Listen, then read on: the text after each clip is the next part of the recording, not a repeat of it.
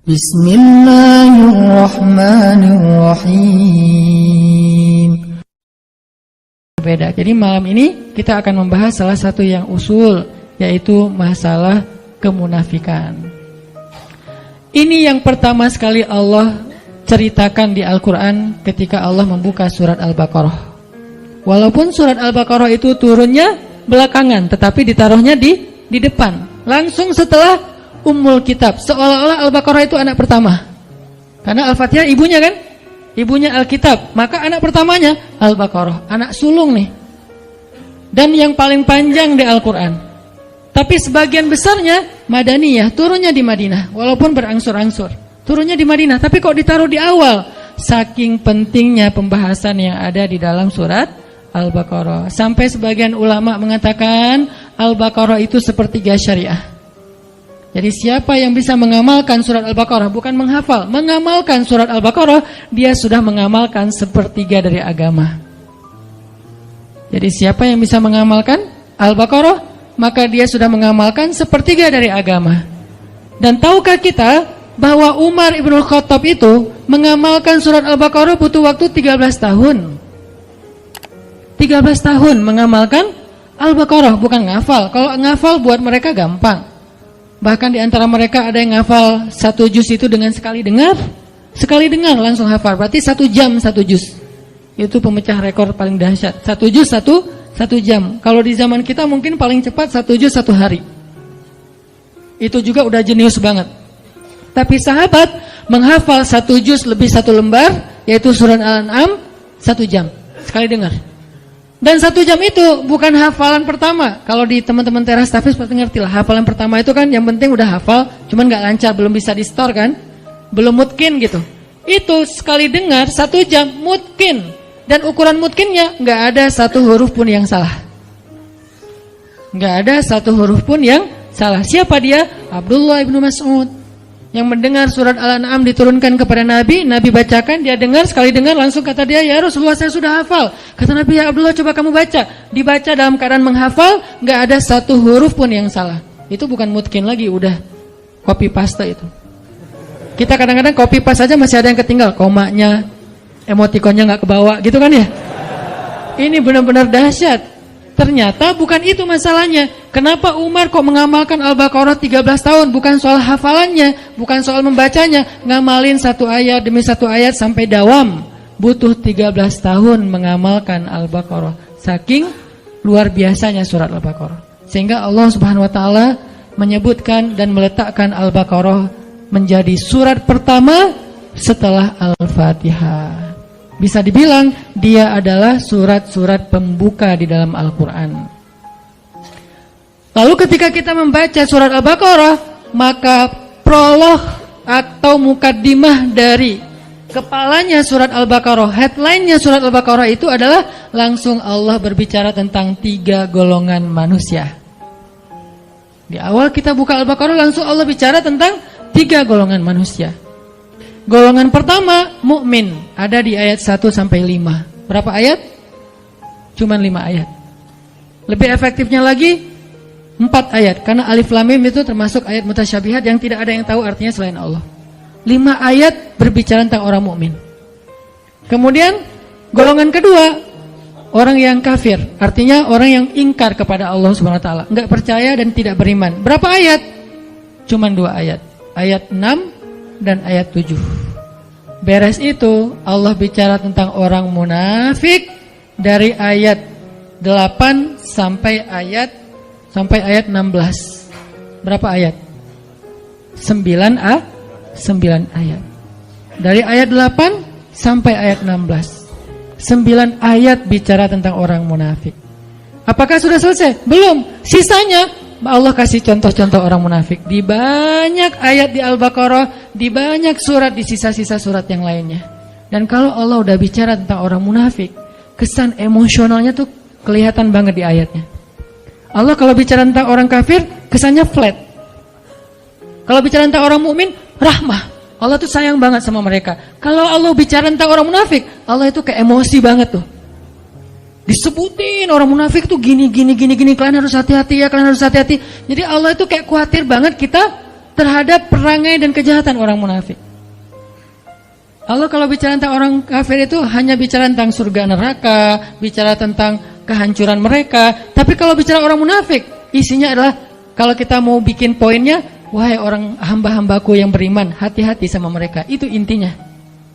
Makanya saking Allah pengen kita hati-hati dengan orang munafik, penjelasan orang munafik di Al-Quran itu tuh detail banget. Contohnya tuh banyak banget. Kenapa? Karena mereka lebih bahaya daripada orang-orang kafir dalam perangai, perilaku, gangguan, dan siasat mereka kepada orang yang beriman. Makanya kita diajarkan di Al-Quran bukan ayat tentang permusuhan. Ini bukan ayat perpecahan, ini bukan ayat permusuhan. Kalau kita menuduh bahwa membahas tentang munafik itu berarti memunculkan permusuhan, berarti kita menuduh Al-Quran memunculkan permusuhan. Padahal sebagian besar dari ayat Al-Quran itu banyak berkisah tentang orang munafik. Kenapa? Biar kita hati-hati. Biar kita menghindar, jangan sampai kita masuk golongan ini. Kenapa? Orang kafir itu masuk neraka, orang munafik jadi kayu bakarnya neraka.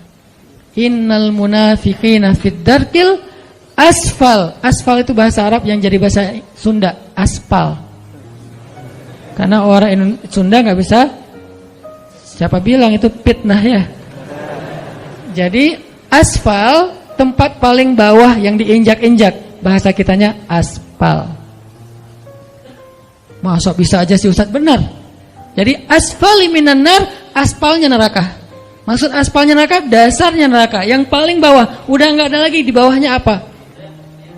Gorong-gorong atau apa? Enggak, udah. Paling bawah itu adalah aspal udah. Berarti yang disebut dengan aspal, bahan bakarnya, kayu bakarnya dibuat dari bukan kayu bakar, batu. Karena bahan bakar api neraka itu adalah batu. Waquduhan nasu wal hijarah, bahan bakarnya adalah manusia dan batu. Manusia yang dimaksud di dalam ayat ini siapa? Innal munafiqina fid darkil asfali minan nar, na'udzubillahi min dzalik. Ini sehingga tanpa kita sadari mungkin kita enggak termasuk orang munafik, tapi begitu kita berwala kepada orang munafik, membela orang munafik, berpihak sama orang munafik, mendukung kegiatan-kegiatan kemunafikan, maka kita masuk dalam golongan itu. Dan ini yang bahaya nih. Bukannya kita menjadi munafik, kita tetap sholat, tapi kita mendukung kemunafikan. Kita tetap puasa, tetapi kita membela kemunafikan. Kita tetap bayar zakat, tetapi kita berpihak kepada kemunafikan. Ini bahaya nih. Karena sholat, puasa, dan zakat kita adalah ritual, tetapi wala dan barok kita justru kepada musuh-musuh Allah Subhanahu wa taala. Jadi pembahasan kita pada malam ini bukan dalam rangka memecah belah, bukan dalam rangka menghasut, tetapi dalam rangka kita belajar dari Al-Quran agar kita terhindar. Siapa yang merasa dirinya mirip dengan ayat-ayat yang disebutkan, maka tubu ilallah, bertaubatlah segera. Siapa yang merasa tidak mirip, kayaknya bukan saya deh, maka hati-hati supaya kita jangan sampai mendukung orang-orang yang seperti ini. Cuman seperti itu sederhananya moral of the story dari pembahasan tentang al-munafik atau al-munafikun. Jadi dalam konteks Islam kita nggak boleh berpihak kepada orang munafik. Tapi kalau kita kasihan kepada dia secara manusiawi, itu sangat boleh, bukan hanya boleh, harus. Jadi kita harus bedakan mana sifat kita sebagai sesama manusia, mana sikap kita dalam urusan agama. Itu beda. Kalau konteksnya kemanusiaan, itu universal. Kita tuh berbuat baik nggak boleh ngelihat agama. Mau dia muslim, mau non muslim, mau dia munafik, mau dia mukmin, mau dia orang baik, mau dia orang jahat. Kita kalau dalam urusan kemanusiaan, maka hak dan kewajibannya sama. Ketika kita ngelihat misalnya ada mantan perampok yang belum bertaubat, berarti bukan mantan ya, perampok lah ya, belum bertaubat, atau penjahat belum bertaubat.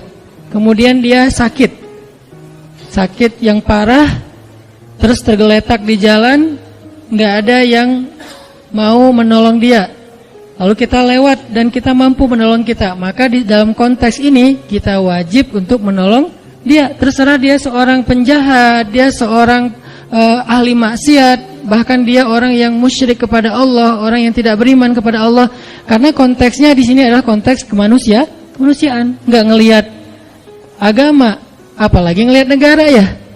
Agama aja nggak boleh jadi sekat kalau dalam konteks kemanusiaan, apalagi negara. Jadi kalau kita bicara Palestina, Suriah, mentang-mentang di sana mayoritasnya Muslim terus jadi nggak ditolong, Enggak. Jadi agama aja bukan masalah, apalagi negara. Mentang-mentang mereka bukan orang Indonesia, jadi bukan tanggung jawab kita. Enggak, kalau dalam konteks kemanusiaan, bahkan kalau dia adalah orang Yahudi sekalipun, atau dia orang pagan sekalipun yang menyembah batu ataupun kayu atau menyembah patung, kalau dia adalah terzolimi, maka tugas kita adalah menolong dia dengan apapun yang kita bisa. Makanya kemarin ada salah satu pasien kanker di Bandung, beliau kebenaran non-muslim. Bukan salah satu, ada beberapa orang non-muslim, pasien kanker dan kurang mampu. Kemudian karena istri megang beberapa proyek sosial untuk pasien kanker yang kurang mampu, akhirnya kita ambil pasien ini, kita coba audiensi, asistensi ke dokter sampai beres pengobatannya, operasinya. Yang satu meninggal, yang satu alhamdulillah bisa survive. Dan kita nggak mempertanyakan, wah ini kayaknya non-muslim nggak usah ditolong. Kayaknya kalau ditolong nggak ada pahala. Pahalanya sama. Mau dia muslim, mau non-muslim, pahala menolong dia adalah sama. Karena dia manusia dalam konteks kemanusiaan. Universal. Ini tidak ada perdebatan di antara ulama. Dalam konteks muamalah juga kayak gitu. Kaidahnya adalah tidak ada kezaliman. Konteks muamalah misalnya jual beli. Kita bekerja di sebuah perusahaan yang di situ tuh ada muslim, ada non-muslim. Maka ini universal dengan syarat tidak mengganggu batasan-batasan syariah agama kita. Kalau itu terganggu, maka nanti akan ada pengecualian. Misalnya kita nggak dibolehin pakai hijab di situ, pasti ada pengecualian. Misalnya kita di situ dipaksa untuk minum khamar seperti yang kerja di Jepang misalnya.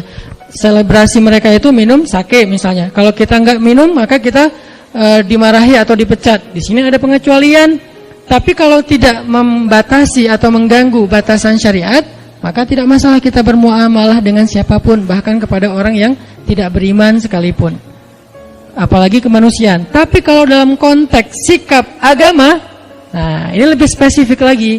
Di situ beda antara mukmin, kafir, munafik, beda. Kafir juga ada dua, ada yang harbi, ada yang zimmi. Yang harbi itu yang memerangi kita, yang zimmi dia tidak memerangi kita, maka kita boleh berbuat baik kepada dia. Namanya non-muslim yang tidak memerangi kita. Kalau yang memerangi kita dalam Al-Quran disebut kuffar. Kalau yang tidak memerangi, mereka tidak dipanggil dengan bahasa orang kafirun, tetapi mereka disebut dengan orang Yahudi, orang Nasrani, orang musyrikun dan seterusnya. Intinya adalah kita tidak ada kewajiban atau anjuran untuk memusuhi mereka. Mereka adalah saudara kita dalam kemanusiaan, dalam negara, dalam bangsa, dalam suku.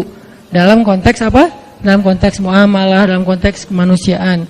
Kalau dalam konteks agama, kalau mereka tidak memerangi kita, maka kita nggak boleh dilarang untuk menyakiti mereka, apalagi memusuhi mereka. Bahkan jika ada pertikaian antara non-muslim dengan muslim, kita nggak boleh berpihak berdasarkan agama. Ada pertikaian nih dalam urusan muamalah, urusan dagang kah, urusan jual beli kah, jual beli tanah, jual beli rumah, jual beli mobil dan seterusnya. Ada masalah nih, termasuk masalah misalnya kayak masalah pekerjaan, masalah muamalah. Kalau misalnya ada pertikaian di antara mereka, nggak boleh kita berpihak karena dasarnya agama. Nih saudara saya muslim, saya belain dia, belum tentu dia benar, bisa jadi dia yang salah. Maka di situ konteksnya adalah adil. Nggak boleh gara-gara kita beda agama terus kita bersikap zolim. Kalau dia beda agama dengan kita tapi dia konteksnya di situ korban, maka kita harus membela dia, bahkan terhadap saudara kita yang sama-sama muslim, kalau ternyata saudara yang muslim itu adalah justru yang zalim. Jadi inilah konsep adilnya Islam. Dan di sini kita juga belajar tentang bab wala dan barok dalam contoh-contoh yang sederhana. Jadi nggak boleh mentang-mentang pokoknya belain aja yang namanya muslim, kita harus bela. Enggak. Unsur akhaka zaliman au mazluman. Tolonglah saudara kamu dalam keadaan zalim atau terzalimi. Ini maksudnya apa nih? Kan kita harus nolongin saudara kita Ustaz walaupun dia zalim. Menolong saudara kita yang zalim artinya hindarkan dia dari kezaliman. Kalau dia udah terlanjur melakukan kezaliman, maka tegakkanlah keadilan. Wa'adilu huwa aqrabu littaqwa. Bersikap adillah karena dia yang paling dekat kepada ketakwaan. Bahkan kepada orang yang kita benci kita harus bersifat adil, fair, bahasa sederhananya. Kayak gimana? Kita nggak suka dengan satu kelompok. Apakah dasarnya agama, dasarnya golongan, dasarnya emosional pribadi? Nggak suka aja dengan satu kelompok. Kan ada yang suka gitu ya? Satu grup WhatsApp nggak suka kepada grup WhatsApp yang lain. Namanya grup sebelah. Terus gara-gara kita nggak suka, kita bersikap nggak fair, ini bukan sifat muslim. Kenapa? Allah berfirman, wala yajrimannakum syana'anu qaumin ala alla ta'dilu i'dilu huwa aqrabu littaqwa. Janganlah kebencian kalian kepada satu grup WhatsApp. Ini terjemahan apa?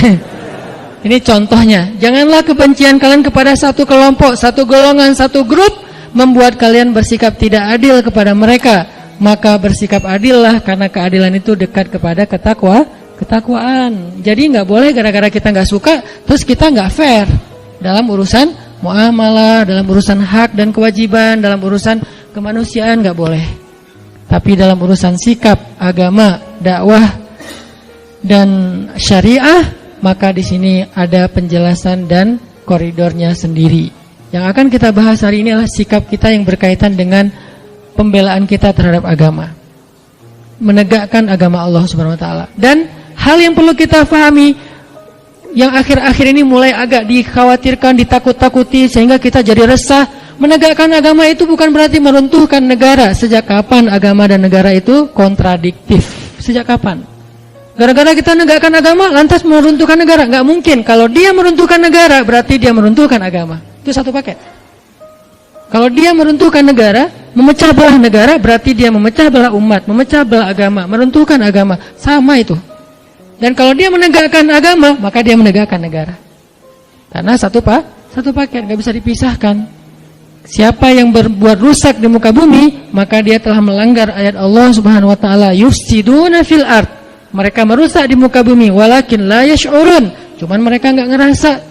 Jadi Allah menyuruh kita untuk islah, memperbaiki. Imarah, membangun, bukan justru merusak. Jadi nggak mungkin orang yang pengen menerapkan agama dalam konteks pribadinya berarti jadi masalah dalam sebuah tatanan negara. Itu nggak mungkin. Kalau dia memahami agama itu secara komprehensif, bukan parsial. Tapi kalau dia memahami agama secara parsial, mungkin aja. Maka solusinya adalah apa? Pelajari agama secara lebih dalam. Bukan dihindarkan dari belajar agama ya. Kalau kita dilarang untuk belajar agama, berarti kita dibiarkan untuk awam tentang kebenaran. Ketika kita nggak ngerti tentang konsep kebenaran, maka kita akan bisa saja menjadi masalah dalam sebuah lingkungan, masyarakat dan bangsa. Justru kita nggak mau itu terjadi. Belajarlah agama supaya punya konsep kebenaran. Dan konsep kebenaran agama, apalagi Islam, adalah konsep yang sangat rahmatan lil alamin. Lalu apa yang membuat orang takut belajar Islam? Kalau setelah belajar Islam dia menjadi rahmah bagi alam semesta. Sekarang kita buat program dakwah lingkungan, yaitu dengan less waste. Itu adalah syariat Islam. Jangan berpikir less waste itu hanya masalah isu lingkungan, isu climate change dan segala macam. Bukan. Ini bukan masalah lingkungan, bukan masalah alam, bukan masalah ozon. Ini masalah agama. Sehingga ketika ini saya coba presentasikan kepada para ustadz-ustadz bangun negeri, mereka semuanya sepakat ini tuh masalah agama. Lalu saya tanya, kenapa dakwah nggak pernah mengangkat isu ini? Oh ya, kita baru ngeh sekarang. Ya udah yuk kita angkat isu ini, isu lingkungan. Biar orang lihat Islam itu bukan cuma narasi ibadah. Islam itu bukan cuma sholat 5 waktu, walaupun itu wajib dan tidak ada perdebatan tentangnya. Tetapi dia belum komprehensif, dia masih parsial. Terlalu zoom in-nya kedekatan. Coba zoom out lagi deh. Ketika kita zoom out tentang Islam, kita akan melihat hal-hal yang lain yang luar biasa tentang Islam. Makanya kalau kita pengen menjadi solusi bagi bangsa, pengen jadi kebaikan bagi bangsa, bahkan bagi manusia, bahkan bagi alam semesta, maka belajarlah agama. Makanya kita perlu belajar tentang sifat munafik agar kita tidak terjebak di dalam sifat ini. Saya nggak tahu, mungkin suatu saat di antara teman-teman yang hadir sekarang akan jadi pejabatkah suatu hari nanti?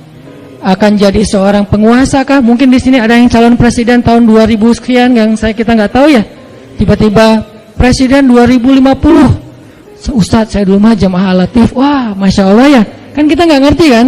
Jadi ketika nanti antum diberikan amanah kekuasaan oleh Allah, baik itu dalam bentuk jabatan maupun dalam bentuk eksistensi di tengah-tengah masyarakat, public figure, maka kita jangan sampai tanpa sadar terjebak mengambil sikap orang munafik, dan itu bahaya banget.